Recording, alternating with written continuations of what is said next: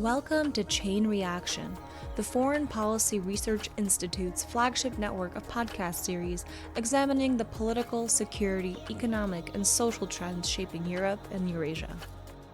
Throughout the year, we're talking with experts about developments in Russia's war in Ukraine, the new European security order, the past, present, and future of the Baltic states, Russia's political economy, and great power competition in the region.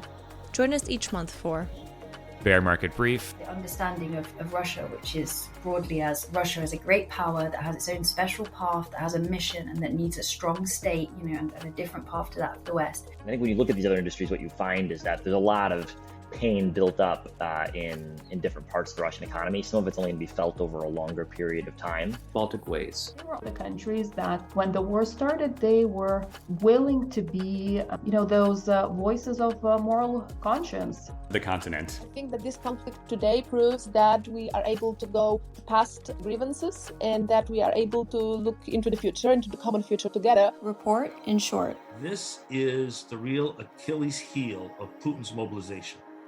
And of course, our flagship, Chain Reaction. These two countries are interacting militarily, or have been interacting in several different conflicts, and in some cases they're on the same side, and in some cases they're not.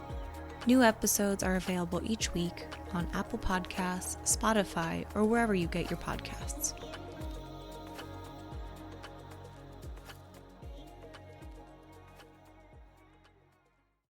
This week on the continent.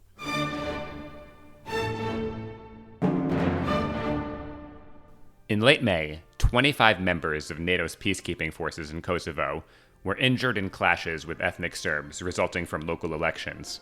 Conflict in the Balkans, it seems, is still around. I'm Aaron Schwartzbaum, and this is The Continent, a podcast about politics, society, and security in Europe.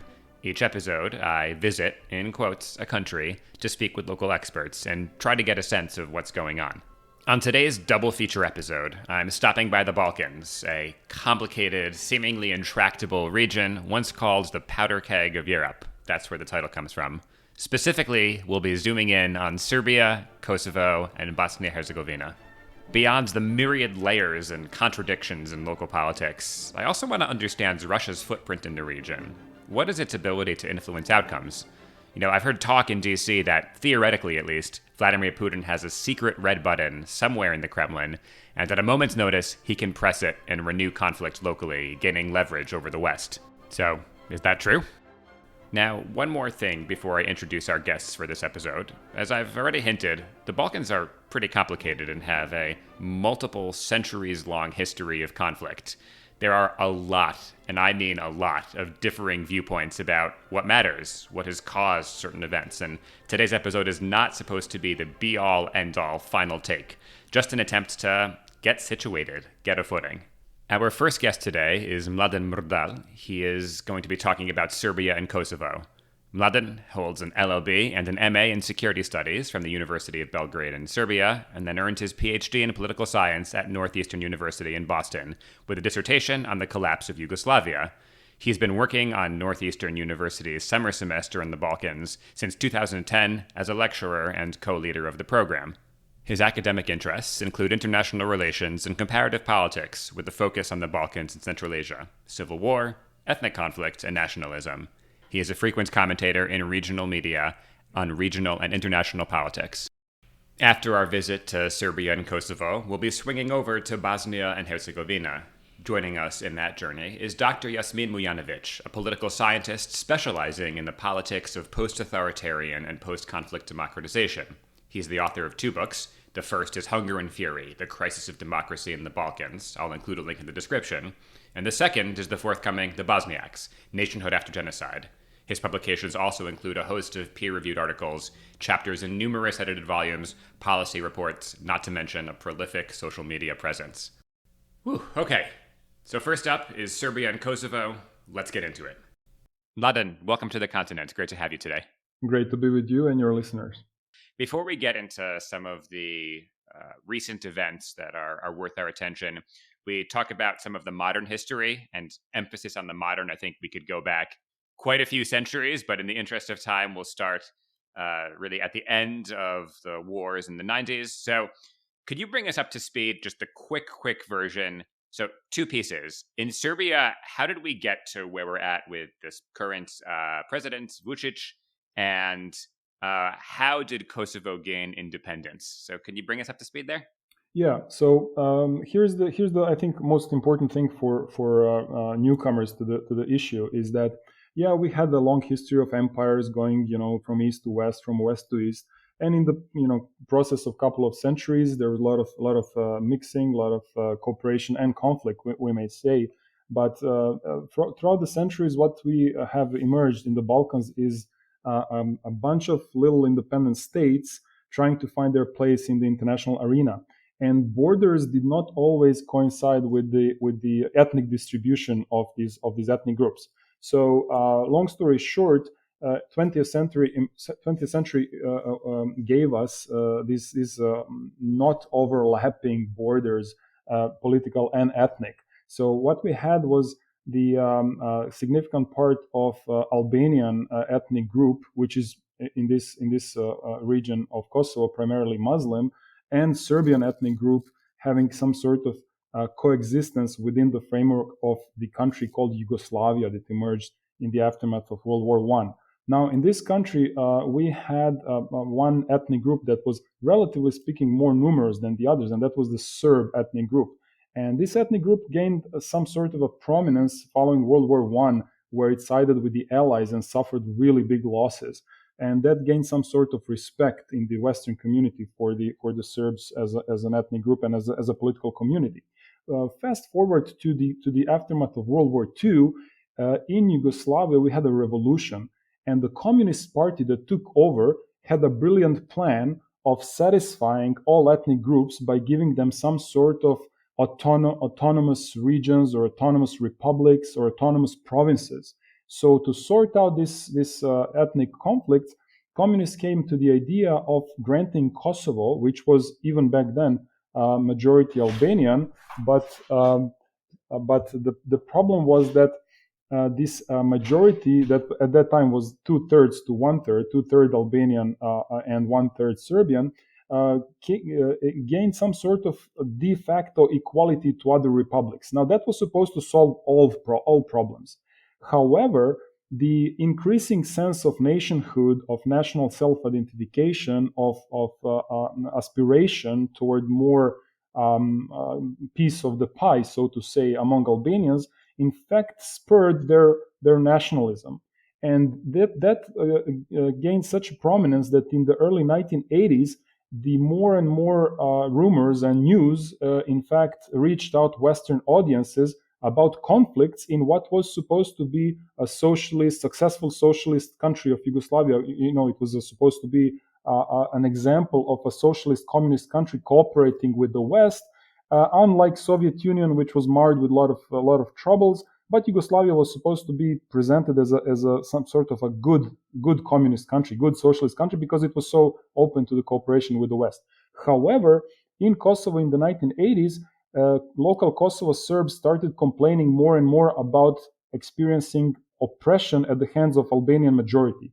This spurred the rise of the Serbian nationalism, and the increasing conflict brought attention not only of Yugoslav authorities but of European and US authorities as well. So when Soviet Union collapsed and when communism collapsed, there was a problem how to sort out these issues. And the solution that was found, I'm talking here about the Western policy toward the collapse of Soviet Union and at the same time collapse of Yugoslavia, was primarily driven by considerations of the Western policy makers, how to keep Soviet Union from exploding into a series of civil wars. And the solution that was found was one simple principle: no change of borders of republics, which was then copied and applied to Yugoslavia. This hurt very much the interest of Serbs who lived in most of the republics of former Yugoslavia, and this was the cause of the conflict between Serbs and the West. And even if I was, as an ethnic Serb, even if I was a leader in Washington, I'm not sure I would have applied any different principle, because the major, most important strategic aim was not to let Soviet Union survive, but also not let Soviet Union explode in series of civil wars that would just multiply what we have now in Ukraine. So when Serbs clashed with the West over this principle, how the country should dissolve, that set the stage for what was happening later in the 1990s and even in the 2000s. So the sympathies of the West went primarily to the Albanians in Kosovo, but then there was a problem. Kosovo was not a republic. It was not supposed to have any sort of legitimate or legal claim to independence. So the things were going relatively peacefully, so to say, not without friction, but relatively peacefully, all the way until mid-1990s, when Albanians started switching from peaceful boycott of Serbian institutions, where they did not participate in any elections or even paying taxes was a problem, or any sort of activity that would imply that Albanians recognize Serbia as their own country. The things went south when an armed guerrilla showed up. And this armed guerrilla started shooting. They were not satisfied with just peaceful boycott or abstention from any sort of participation in political process. So when a new episode started where Serbs were in conflict with another ethnic group, the replication of the same perception, of the same feelings, it just continued. So the Albanians were perceived as an oppressed minority that was just looking for its democratic rights, and Serbs were perceived as an oppressive majority. So this coincided also with the spread of NATO. So NATO was supposed to show to the rest of Europeans and to the world how it can be peaceful and constructive and how it can bring stability. But the price for that stability was to give Albanians essentially the right to self-determination, and that clashed with the vital Serbian interest of keeping Kosovo within Serbia. So what we had was essentially the claim of Albanian majority in this province of Kosovo that they have the right to self-determination, and the claim of Serbs that the right to self-determination was consumed by these republics in both Soviet Union and former Yugoslavia. So there is no right for Albanians to have any sort of independence. Because of the eruption of the conflict that NATO was not able to tolerate, the conditions that were presented to Serbian leadership at that time were not acceptable, which essentially meant to give Kosovo the right to independence. There was a big violence, big war between NATO and Serbia. So the aftermath of this war was the pullout of the Serbian troops from Kosovo, but then Kosovo's status remained in some sort of a limbo. I mean, UN resolution 1244, UN Security Council resolution 1244, did stipulate that Kosovo was supposed to stay within Serbia, but without any sort of definitive arrangement. The process dragged on until 2008, when Kosovo Albanian Assembly declared independence, which was then promptly supported by most of the Western countries, save for Spain and Greece and a couple of other countries that have also problems with some of the minorities there.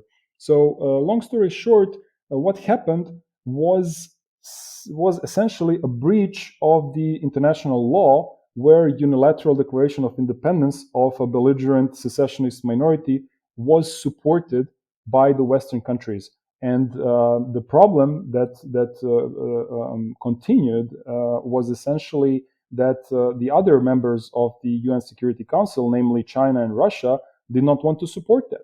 So what we have on the ground is the absolute domination of NATO and Kosovo Albanians. But in the international realm, in international diplomatic realm, the status of Kosovo is kind of stuck. It cannot become member of United Nations because of Chinese and Russian objection to that. Serbia cannot reclaim its control over the territory because now it's protected by NATO. So essentially, in a very, very short recap of the couple of centuries history, this is where we are now. Complicated, but I think that's very complicated. The word of the day for this episode. Now, I had asked about Vučić and Serbia and his role here. So one of the things I've read here in the news with some degree of frequency is that he's essentially a figure, the sort of Orban of Serbia, kind of part of this illiberal internationale. How has he consolidated and maintains power? So what is driving his popularity? And what are risks to his power? I saw in the news over gun violence, mass protests in Serbia. So what does that actually mean for his reign, rule, or leadership? So we have to be careful about identifying Vucic with Orban because Orban has some sort of ideological structure that he's following. When it comes to Vucic, his ideological structure is very vague. It is a mix of everything. His party is a catch-all party. He's trying to play all sides all the time with just one aim, and that is to stay in power. He started as an extreme nationalist in the 1990s, and after 2000 he kept his support base inflamed by the notion of Western injustice toward the Serbs. So after 2000, when the President Milosevic of Serbia, an autocrat, when he was ousted from power and the pro-Western parties took over, they had to deal with a lot of problems: economic transition, cooperation with International Criminal Tribunal in The Hague, focusing on war crimes and the delivery of, or the extradition of many Serb political and military leaders to the International Court for trial. So all that inflamed the grievance that a lot of Serbs felt, and he stoked those grievances. He fed on those grievances, and that kept his support base very strong. So pro-Western parties in Serbia at that time, they were dealing with a very strong opposition. At the same time, Vucic became aware that that was a unipolar moment, that the West, led by the United States, was dominating the region, and that he could never get to power without finding some sort of common ground with the West. So what he did, and what we perceive now as pretty much what happened, was that he struck a deal with Western diplomats about getting to power and becoming more cooperative about Kosovo than the pro-Western government was. So pro-Western governments of Serbia were not keen on recognizing Kosovo's independence. They were holding strong in face of those pressures, but Vucic seemed to have been more cooperative, and he did get support from Western diplomats. So what happened was that a nationalist like Vucic offered to be more cooperative with the West over the issue that was at the heart of Serbian nationalism, and that is the status of Kosovo. Once he got to power, he started consolidating his power by crushing independent media, by exerting pressure on business circles in Serbia, by pretty much regimenting the whole society toward his political agenda. And Western policymakers started sort of approving that, because they felt that if this guy delivers on Kosovo, then all the concessions regarding democracy, human rights, freedom of speech would be worth it. So what we have in the face of Vucic is an opportunist, someone who is really an autocrat in his core beliefs, and he's ready to play all sides. For example, he resorted to pinkwashing, the concept that says, if you portray yourself as liberal, if you portray yourself as LGBT friendly toward the West, you will buy more time and more concessions. So what he did was to appoint an open LGBT person as a prime minister of Serbia, which is something that I don't think Orban would ever do. So now we have a society that is under pretty strong pressure by the cultural model that is imposed by the president, which is primarily nationalistic, but nothing else than that, nationalistic and autocratic. And so far, we see that the continuation of this support from the West is still there, in hope that Vucic will continue playing the ball and speaking to the Serbian public in very nationalistic terms, while on the ground, he lets go of Serbian presence of the Serbian state in Kosovo step by step. So compared to 10 years ago, when he came to power, Serbian influence on Kosovo really, really diminished, but in exchange, he got a green light from the West to pretty much set us back to an autocracy. So what about these gun violence protests? Is that an actual risk to his power? Well, gun violence protests started because of something that we usually found to be a characteristic of American society. You know, the crazy individuals who, for no obvious reason, commit horrible crimes in schools or universities or whatever. And then this happened to us. So this sparked protests, but protests are not just about gun violence. The protests are about the violence, the culture of violence, the pornographic, in essence, the violent, in essence, cultural model that is imposed by the national media under direct or indirect control by Mr. Vučić. And this culture is pretty much based on this feeling that there should really be no personal freedoms or personal liberties exercised by individuals in our society, because that also means freedom of people to speak, freedom of people to question authorities. So all this put together is resulting in the atmosphere in society where the strongest rule, the more brutal you are, the more successful you are. And that is the whole cultural model, not just one or two incidents of gun violence in schools or out of school. So the protests are much larger. They're against the whole cultural model, and of course the political structure that is at the core of this cultural model. So we have a couple more minutes. Wanted to turn to my favorite segment every time I do this podcast, the word of the day. I've asked our guests to bring a favorite word that's relevant to the current cultural or political moment. Mladen, what is your word of the day? Schizophren. I think schizophrenic is kind of a word that I like to use when describing our domestic and international politics.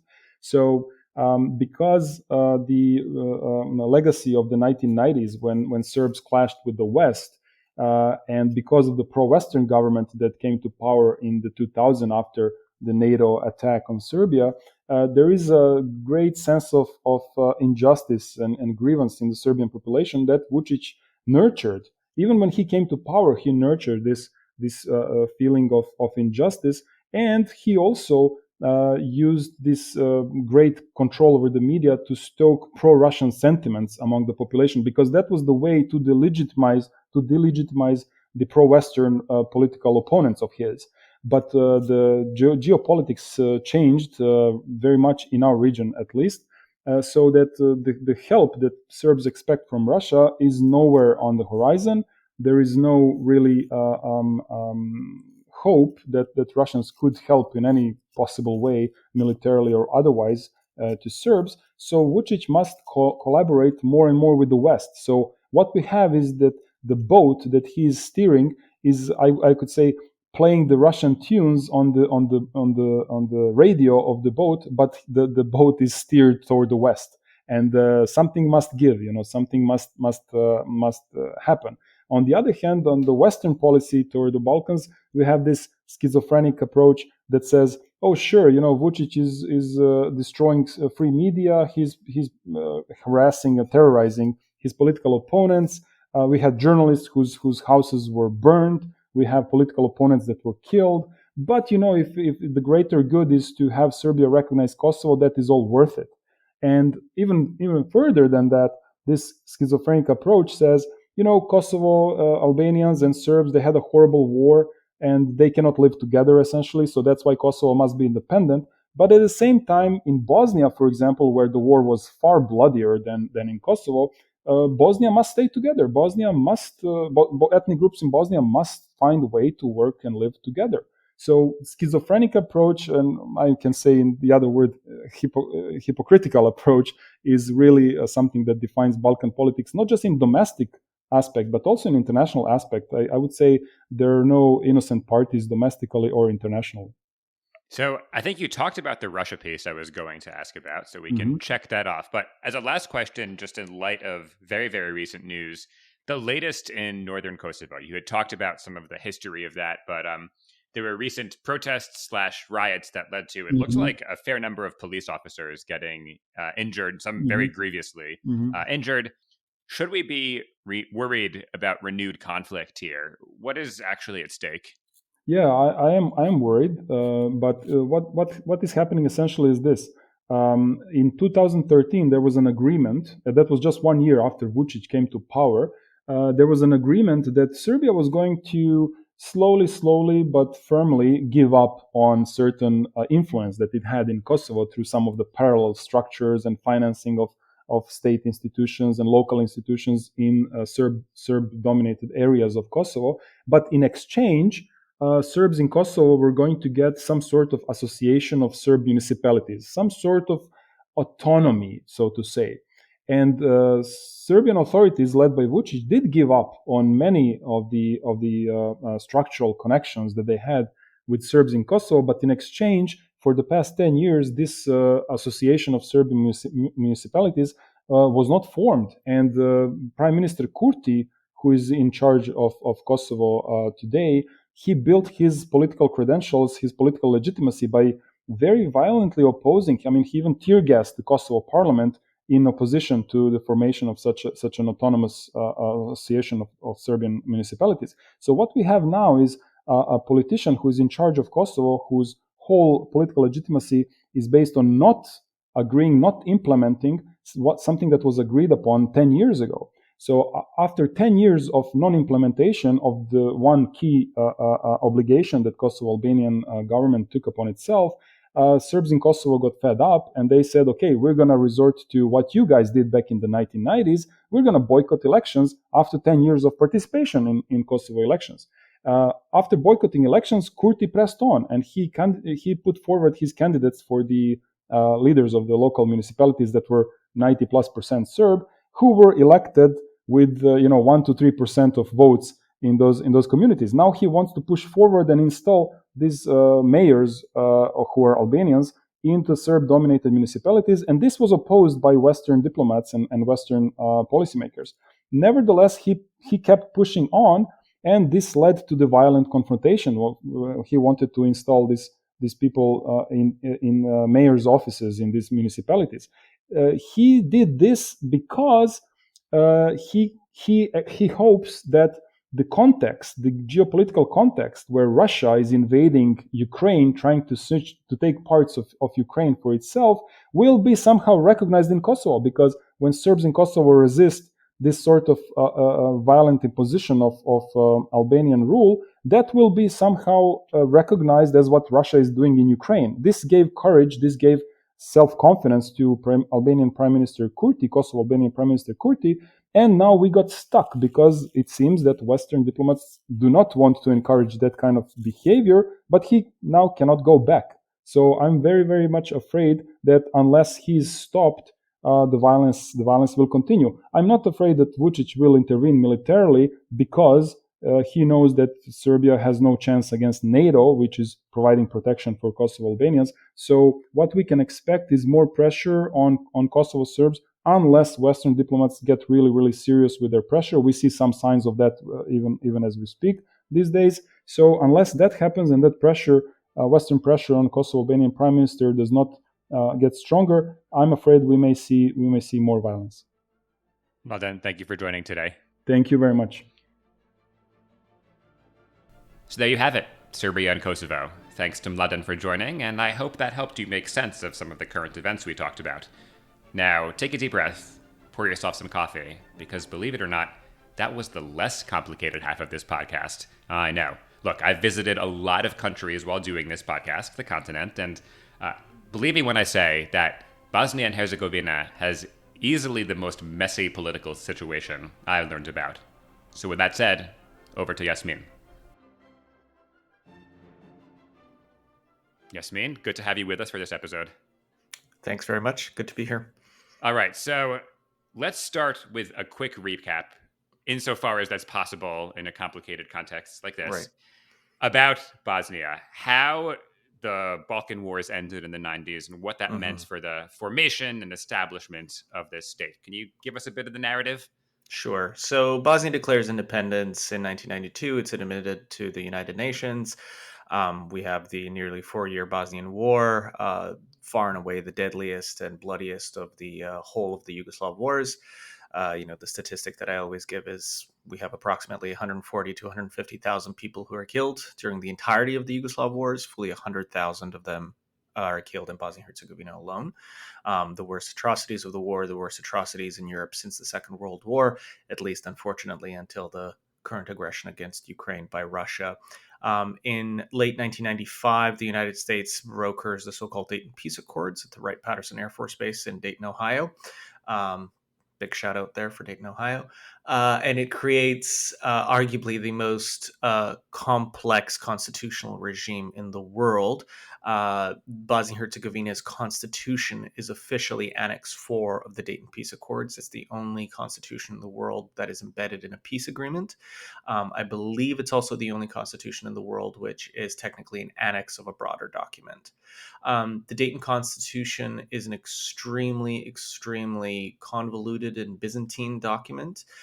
It's premised on power sharing rather than governance, and it essentially seeks to functionally partition the country along ethnic lines while still maintaining some semblance of collective governance. So Bosnia-Herzegovina, after the war, is left with two of these so-called entities, the RS entity, the Republika Srpska, which comprises the territories which were largely ethnically cleansed of the non-Serb population by the then Karadzic regime. This was sort of the polity which they sought to carve out of Bosnia-Herzegovina and originally intended to append it to Serbia as part of a greater Serbia state. That doesn't happen, but the RS is preserved as part of the Dayton Agreement. So we have the RS entity, and then you have what's called the Federation of Bosnia-Herzegovina, which is where the majority of the Bosniak and Croat population lives. The Federation entity is furthermore subdivided into 10 cantons. And then you also have a state-level government. You also have a so-called district in the northeast of the country, the district of Brčko, which is a kind of /autonomous /condominium of the two entities. It's a little bit difficult to explain. And then on top of this entire pyramid, you have what's called the Office of the High Representative, which is an extra-parliamentary body, or rather an extra-parliamentary institution. And the High Representative is selected by essentially the international community, functionally speaking, the Quint, though nominally it goes through the United Nations, or there's a UN mandate. The High Representative has extremely expansive powers, which are referred to as the bond powers, which are these fiat powers that allow the High Representative to unilaterally amend the constitutions of the entities, although not the constitution of the state, to sack publicly elected officials, even to do things like changing the country's flag and coat of arms, which a previous High Representative did in 1998. So it's an extremely, extremely complex and convoluted system, which has not engendered a particularly high level of or quality level of governance, and has of course led to, unfortunately, decades of gridlock and different kinds of political conflict in the country. This reminds me of a quote I heard about the Caucasus in the Russia context, that if you're not confused, you don't understand. I think that Right. So I guess, would you say then, we're going to touch on kind of how this government works or doesn't more. Mm-hmm. The goal here is less to provide like streamlined decision-making power and more just to keep people from fighting? Yeah, I mean, I think that's one of the sort of common quips about Dayton, that it's far and away better understood as an armistice rather than as what we would call a social contract. It's really not a social contract. And, I can give you sort of a quick little lines about it. For instance, there is no official translation of the Dayton Accords or even the Dayton Constitution into any of the local languages of Bosnia, so Bosnian, Serbian, and Croatian. Now, there are functional translations, but none of them are actually official, nor was the Dayton Constitution ever passed by the Bosnian parliament. So it's a very strange document that doesn't really comport to the social and political realities of the country. And then, of course, there's also the fact that large segments of the Dayton Constitution have actually been struck down by the European Court of Human Rights for, flagrantly discriminatory features, because, as I've said, the entire sort of premise of the Dayton Constitution is that it affords political power on the basis of ethnic identity rather than individual civic rights. So one of the things that came up in comparative politics back in my college days is this three-president presidency. Right. I guess on a broad level, so can you speak a little bit more about who is being represented and how that works in practice? Right. So the key concept within Bosnian constitutional practice and law is what's referred to as the constituent peoples. This is a concept that's embedded within the Dayton Constitution, although funnily enough, it's never actually defined. So the term is just used, but it's never actually explained what it is supposed to mean. It's understood to refer to, or rather, it recognizes the three largest ethnic groups in the country as constituents. These are the Bosniaks, the Serbs, and the Croats. And on the basis of this status of as constituent people, most political offices in the country are apportioned on this basis. So, for instance, the state presidency of Bosnia and Herzegovina consists of three members: one Bosniak, one Croat, and one Serb. The Bosniak and Croat members of the presidency are elected exclusively from the federation entity, and the Serb member is exclusively elected from the RS entity. This means that if you are a Serb in the federation entity, of whom there are tens of thousands, you don't get to vote for the Serb member of the presidency. It means that if you're a Bosniak, of whom there are very large numbers in the RS entity, or likewise are Croats in the RS entity, of whom there are unfortunately a very small number, as a result of the atrocities that were committed during the war, you don't get to vote for the Bosniak or Croat members of the presidency. It also means that if you are not a Bosniak, Serb, or Croat, or choose not to identify on that basis, and you would like to stand for the executive office in the country, you can't do so. So this relates to probably the most famous of the cases in front of the European Court of Human Rights, which is known as the Sejdić-Finci case, which was brought forth by the two leaders essentially of the Bosnian Jewish community and the Bosnian Romani community, Jakub Finci and Dervo Sejdić, who sued the state of Bosnia and Herzegovina for the fact that as Bosnian Jews and Bosnian Romani people, they could not stand for the presidency. And obviously the court ruled in their favor, but in the more than 10 years since that ruling, there's been no actual movement to amend the constitution. So, turning to our next topic here, I've heard a few things about these sort of disintegrative trends and local leaders. Milorad Dodik, I think, comes up a lot, but I don't think that's unique to the Serbian population there. Kind of pushing nationalist lines. What are they actually want? What are they trying to do? I've also heard about private militaries isn't the word, but kind of each one of these kind of constituent groups has their own police forces. So I guess what is going on and what is the risk at play? So it's kind of two separate questions. I should say perhaps firstly about the latter half of the question, because I think it's the easier one to answer. So Bosnia has a multiplicity of police forces operating on its territory. There's nominally a state police force, but most policing is actually done by lower level police. So the entity police, so the federation has its own police. The RS has its own police. The RS police has become heavily paramilitarized over the last decade or so by the Dodik regime there.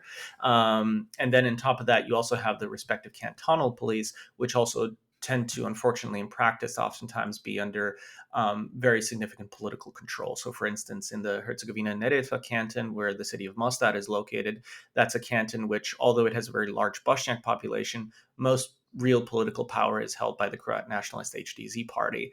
And the police in that canton in particular is known to be functionally under the control of that political party, which has led to some minor security incidents in recent years, for instance, where some migrant convoys, where the federation entity government in Sarajevo and essentially the HNK, as it's referred to, the Herzegovina-Neretva canton, had some different views on whether certain migrant convoys could pass through certain parts of the country.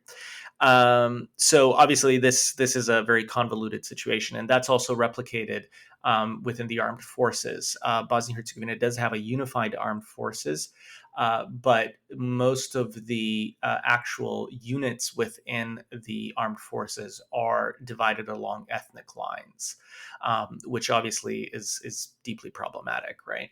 And in terms of Milorad Dodik himself, so he has been the leader of a party that is referred to as the Alliance of Independent Social Democrats, which technically traces its lineage back to the pre-war period. Dodik initially emerged in sort of the public consciousness as a political reformer. He was helped to power by the United States initially in 1998. He was praised by Madeleine Albright as a fresh new wind of Serbian politics in Bosnia and Herzegovina. He was very much part of this sort of anti-Karadzic wing of Serb politics in Bosnia. He admitted and publicly declared that Srebrenica was a genocide, that Ratko Mladic was a war criminal, that Karadzic was a war criminal. He seemed really to be a good dude for a while. His party loses power very quickly, and he then sort of returns to the fore in 2006 as a kind of born-again ultranationalist. Although it has to be said, from 2006 to about the early 2010s, his rhetoric is becoming sharper and sharper, but beneath the hood, as it were, he's actually still a surprisingly moderate and sort of practical guy. So everything that Bosnia managed to do in terms of getting close to NATO, which is actually extremely significant, it fulfills most of the legal requirements to move towards NATO, and it creates a unified armed forces, which, as part of the law creating the armed forces, obligates all legal authorities and political authorities in Bosnia to help the country join NATO. This is officially embedded within Bosnian law, which is quite significant. Dodik is signing off on all of this, right? His party is on board with all of this. But in and around the sort of period leading up to the original Ukrainian crisis, Dodik has become a very, very militant guy. He's become really, really hardline in his nationalist views, and he begins more and more explicitly declaring that it is in his intent to secede, i.e. to take the RS entity out of Bosnia-Herzegovina. And this, in some ways, is sort of the short version of what's essentially happened in Bosnia for the better part of the last decade, essentially. Let's say since 2013. We can quibble about the dates. It's been this sort of continuous ratcheting up by Dodik, seeking to secede, seeking to separate, seeking to compromise and undermine all forms of rational, functional governance in Bosnia-Herzegovina. And obviously, in that context, also aggressively deepening his ties with the Russian Federation, also with the Chinese to some extent, and then obviously very much continuing very, very close coordination with the regime in Belgrade during this entire period. I have more questions about that, but wants to take a pause for my favorite segment of this podcast, the word of the day. Do you have a word you'd like to share with us today? Sure, yeah. I will share the word zavrzlama, which just rolls right off the tongue. It's a little bit difficult to translate, I guess. It's oftentimes actually used in kind of music and music theory. It basically just means something that is extremely complicated and even convoluted. If you know anything about sort of Balkan music, you get these little riffs, especially in folk music, that can be very complex sometimes, especially on the accordion. So I had an accordion teacher actually who taught me that word, and I always really loved it. And I think it's a very apropos word for a lot of day-to-day Balkan politics, especially in places like Bosnia. It is defined by the severe degree of zavrzlamas in day-to-day life that especially ordinary citizens are confronted with. It's a great word. Thank you for sharing. So let's pivot back to what we were just talking about. So this question about Dodik's desire to secede. Would his ultimate aim be to join Serbia? What would Vučić have to say about that? What is Serbia's local interest? What is their relationship like? Their relationship is interesting. There's always been a slightly chilly dimension to it, and that goes back to the fact that when Aleksandar Vučić's SNS party first seized power in Serbia, Milorad Dodik actually backed the Democratic Party. He backed Boris Tadić against Tomislav Nikolić in the then presidential elections. And Vučić has never quite forgiven Dodik for that.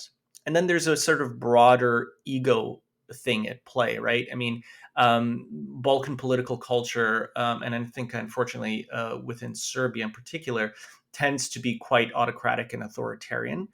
And Vučić has very much positioned himself as the leader of Serbs, not just in Serbia, but in the Balkans as a whole. a title which Dodik has very jealously contested for a very long time as well, right? And has always sort of tried to position himself to the right of Vučić, which is quite a feat because you have to keep in mind Vučić's own political background is in the ultra-nationalist far right in the 1990s in the Serbian Radical Party. So I think what I always say is really that the two of them, I think, are very much share a shared ideological vision of the future. They are adherents to a Serb nationalist line that does see the future of the region in sort of what they call the unification of the Serbs, sometimes referred to as now as the Serbian world, previously better known as Greater Serbia. But in terms of how they actually want to go about that, there is some differences in day-to-day application of those policies. But I think ideologically, they really are essentially the same person, or at least have very shared aims towards that end. So turning to our next question, the question of the High Representative, who you said has a lot of power, kind of an interesting institution. I've seen you lodge some criticism on Twitter before. Tell me a little bit about the current High Representative and what is happening with that role, some of the difficulties you're seeing there. Right. So the current High Representative is a former German parliamentarian by the name of Christian Schmidt from the CSU, which is the Bavarian sister party of the CDU in Germany. Christian Schmidt came up as the new High Representative under very curious circumstances after a long tenure by the previous High Representative, Valentin Inzko, who had been in the post for more than a decade. I'll sort of skip all the details, but Christian Schmidt just sort of manifested out of the ether, it seemed, and nor had there been any sort of meaningful lead up to him being proposed, nor was there any sense that there was any kind of alternative candidates, which is immediately sort of somewhat eyebrow raising, I think, for a lot of people, and also because he was realistically an extremely obscure figure. He had some presence in the region in the 1990s, in the early 1990s, which he frequently likes to boast about, but he was not really anyone that anyone could have rattled off the top of their head. He set himself up upon formally entering the position of High Representative, making his priority electoral reform in Bosnia and Herzegovina. Now, not electoral reform as we have discussed it so far in the context of the European Court of Human Rights, but specifically electoral reform in the case of the federation entity in Bosnia and Herzegovina, and specifically referring to what was known as the Ljubic case, which was a case that was brought forth by a Croat nationalist politician from the Croat nationalist HDZ party, and concerned the extremely convoluted and complicated question of how delegates in the upper chamber of the federation entity's parliament are apportioned. This is extremely technical and extremely complicated. So the shortest version of it is that Christian Schmidt ultimately ends up using his bond powers in very controversial fashion on October 2nd, 2022, which is the day of the Bosnian general elections. He uses his bond powers approximately 15 minutes after the polls have closed to change the electoral law of the federation entity and also to amend the constitution of the federation entity. So he's changing the way that seats will be apportioned to the so-called House of Peoples after votes have been cast. So that's, very contentious and very controversial. And he's doing so while claiming that he has rationalized and streamlined the process of government formation in the federation entity. Critics take a look at his decision right off the bat and say, no, you haven't. This has actually made it even worse. Arguably, it's made it even more convoluted. And all the key places where sort of there should have been rationalization hasn't taken place. And worse off, you've actually deepened the ethnic and sectarian component of Bosnia and Herzegovina's overall constitutional architecture. I should also say that he had previously suggested that he was going to do this in July of 2022, but this then triggered mass protests in front of the OHR headquarters, and he sort of dialed back, but then even more controversially did it on the day of the elections themselves. So long story short, his amendments from October 2022 don't work.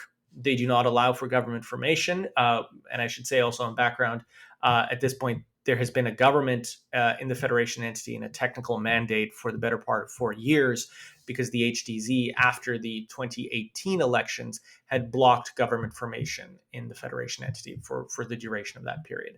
So after about 200 days of no new government having been formed, again after the 2022 elections, Christian Schmidt essentially suspends the constitution of the federation entity to allow a new government to be formed according to rules which will never again be applied, and then sort of immediately reactivates the constitution. And it's an extremely bizarre incident.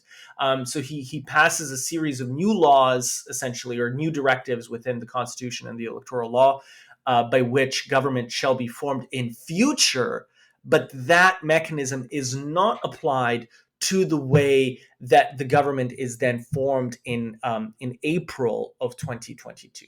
So again, without getting sort of lost into the weeds, he's widely perceived to be essentially acting in deeply partisan fashion exclusively on behalf of the HDZ party, despite the fact that obviously they were sort of the main culprits in having blocked government formation for the better part of the last 4 years or 5 years at this point. There's also a lot of very, very dodgy questions to be asked about his unusually warm and proximate relationships with the government in Zagreb.